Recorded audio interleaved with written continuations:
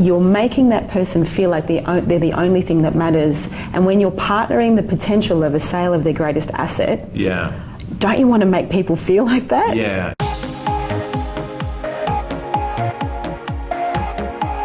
Hey everyone, it's Panos and I've got with me Tanja. Have I said it right? You have, yes. I have for the first time. Tanja Jones. Yep. And this is a special interview for our members and our subscribers because you are a coach. Yes. But you've also been a vendor, someone that's had to go through the process of agent selection. Yep. And I just love a term that you have used, and that is, are you a transactional agent or are you a human interaction agent? Is that the term? That's the term. Okay, so I'd love to. So tell me a little, in 60 seconds, tell me a little bit about yourself. Well, I'm a leadership and mindset specialist, and my ideal clients are real estate leaders who'd love to get up to 40% more time to really grow their business. Yeah. And I do that by speaking at events, facilitating trainings, workshops, some one-on-one coaching, and then writing articles for some publications. Okay, and your expertise is specifically on what area, would you say? Listening, communication, leadership, definitely mindset. Okay, so one of the things that I want to focus on this conversation today is the fact that you've been a seller and the fact that you've been able to identify some traits of improving your listing presentation to list ratio. So for the viewers out there, when you get called out to do a listing presentation, I know some of you call it a market appraisal, what I want to focus in is what is it that you can do to improve your percentage, your ratio of converting it to a listing. And today I want you to help me understand what was going through your mind when you had agents come through and how you went about in your head picking the best one. Great. So first of all, thank you for the opportunity to be a contribution. So back in October 2014, my husband and I made the decision to put our house on the market. We had an existing relationship with an agent. He was fabulous. He was really friendly. We'd been talking with him over the year because we were oscillating with when we were going to do it. And we said, okay, we're ready to go. But we did make the decision just to get a couple of other opinions and just see what the difference was. So agent A came in, who we had the relationship with. He walked in and, sort of sat down and pretty much said, well, this is the way it's going to go. Here's the marketing strategy, here's the commission structure, and was relating like it was his. And in fairness to him, we gave him every sign to believe that it was. Right. So give me, what did you describe that kind of approach and presentation? It was confident? If I can be really honest, there was an arrogance around it. There was he shifted from being a man of service to being, this is the way it is, I'm telling you the way it is. There was a definite energy shift when he felt it was his. So he assumed before we got to the finish line, and there was an energy shift. Gang, I want to stop there because I think it's a critical point. Nothing breeds failure like success. When you're successful, you become complacent, slightly arrogant, slightly overconfident, very assumptive by the sound of it. And what you're saying is, even though you had a past relationship, all of a sudden a different energy level set in because this agent appeared to be taking you for granted that he was going to get the business. Yes, definitely. It shifted. It became about him rather than us. And maybe to others it might have been subtle, but because of what I do, I could feel it, and my husband felt it as well. So it's like, So we told him, look, we've got a couple of other agents coming to have a look. Clearly, he wasn't happy with that. So he was obviously not very happy with that. So that was another sign that he was very attached to the outcome. So I think agents need to be mindful of, it ain't over till the contract's signed. Right.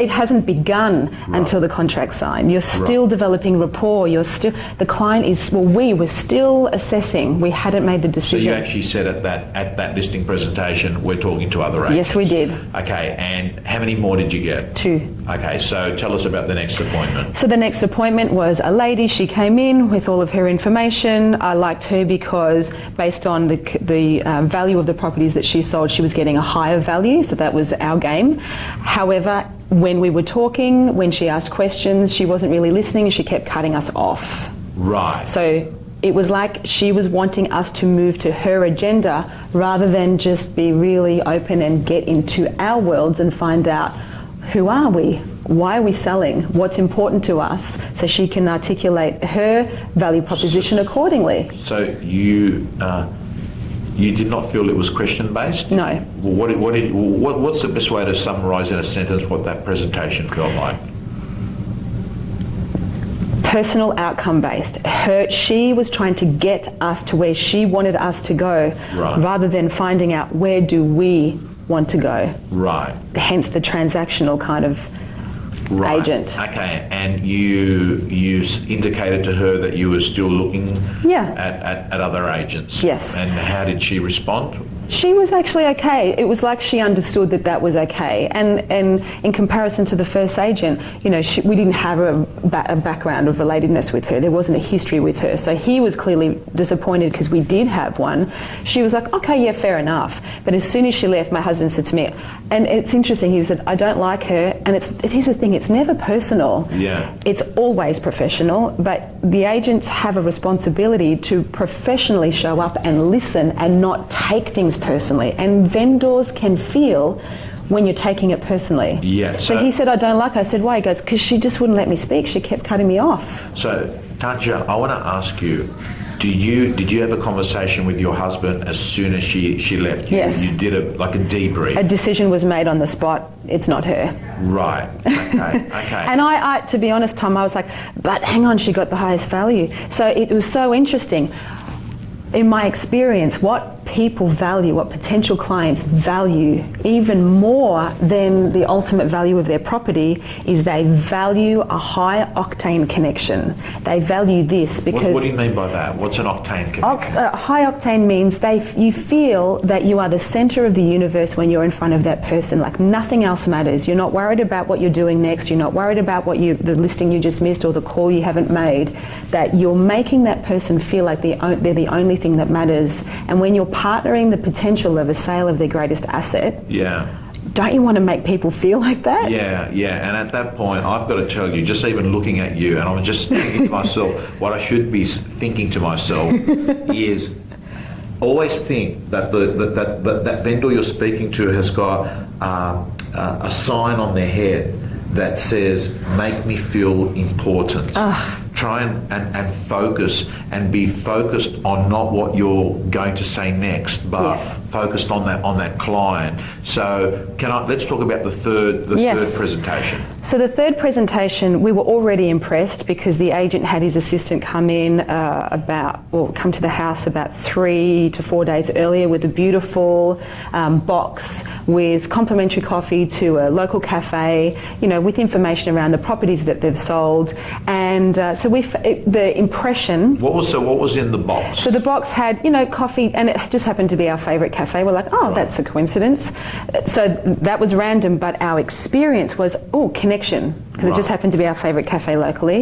It had some information around properties that they've recently sold. It had a personal letter from the agent sort of saying, thanks for the opportunity to come and connect with you. I look forward to seeing you at this time. So it was confirming that I'll be there, setting an amazing impression with the box. And I think maybe it wasn't a box, it was actually more like just a little folder, to be honest. And his assistant dropped it off. Oh, this was delivered. Did they knock on the door? Yes. Right. His assistant, there was great consistency with their personal brand, so both, really looked the part. Both had very similar energy. We felt that it was like it was a concierge. That's the experience that it was. Wasn't big bells and whistles, wasn't over the top trying to impress us, because I think that can be, misinterpreted too. Like, well, we really want your business and we want to wow you too much. We want to get married before we, date. think it's a fine line. And and it was like, oh, well, this is very professional. And one of my philosophies in business, Tom, is how you do one thing is how you do everything. Yeah. So if you show up and you're distracted, you're not connecting, you're not asking questions, you're focusing on step 14 of your script and dialogue, people will feel it and they'll go, if this person is like this now, they're going to be like this with potential buyers, and they're going to be like this with me at the end of the deal. Okay, so how many days after was the meeting after the pre-list gift? Or 3. 3 days. So tell us about that third appointment. Well, he knocked on the door. He was right on time. His state, his demeanour was humble, present, but professional, really like clean, and he just, he kind of took our cues as far as, how to enter the house, and he just took a moment to look around. He was complimentary, but not overtly complimentary. He's like, oh, beautiful light in there. So as he's walking through the property, I could see how he would potentially sell this to a buyer. Right. Because he's walking around and saying out loud all the assets, all the things. And I'm like, oh, cool. This is the way he's going to be when a potential buyer walks in. This is a really powerful distinction. So you were going through the property with the agent? Yeah, we were just walked around. And he was taking notes? No. Right. He was just looking? Yeah. And he said, do you mind if we just have a look around? Then I want to sit down and have a chat with you, and then we can go through the details. Again, human interaction agent, not a transactional agent, not coming in going, yep, it's got this, it's got this, it's got this. It's like, I'm in your home. Yeah. Yeah. This is a sacred space where your kids are growing up and your dogs are mucking around. Can I ask, did you guys, or maybe you hadn't spoke with your husband at this point, but were you feeling already that this person was more likely the agent that you were going to list with? Definitely, without a doubt. Even before the sit-down talk? Without a doubt. Okay. So let's talk. You've gone through the tour and then you've sat down at a table. It's the dining room. The dining room. And what happened next? So he had his stuff, and it's all very subtle, but he just shifted it aside. This is a really subtle thing. If you sit down and you open it up, it means like we're ready for business. It's very, it's assuming. But he just shifted it aside. Now, I don't know if this was intentional, but because of what I do, I was noticing everything. He shifted it aside and just leant in and said, so tell me a bit about you guys. Right. And so we did. He said, why am I here today? What are you looking to achieve and what would you love? All open question. His words were, what would you love? Right. That's him, that's my language. I know different strokes for different folks, right? Maybe others want something different. But here's the thing, and why a lot of the work that I do is around listening and communicating. Often, we're not even listening. Yeah. We're listening to the little voice in our head that's judging and assessing, agreeing, disagreeing, or whatever.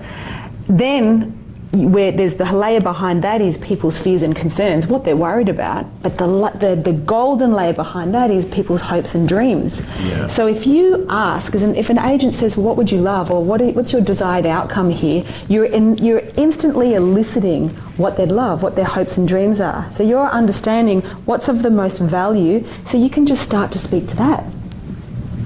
Okay, this is really, really important, because Tanja, what I'm beginning to feel is that you felt connected with this person because you felt that this was more about you than about the agent. Yes. Right. That's an intention thing. That's not a script or dialogue thing, and that's not a system thing, and that's not a training thing. That's who you are at core. Right. And how you do one thing is how you do everything. Right. If you can't fake nice, is it? You can't, I mean, this person, you can't fake care. No, you can't. Yeah. It's genuine. Yeah. And, you can't, Okay, so, authenticity is really key. So he asked questions, and you answered those questions. Yep.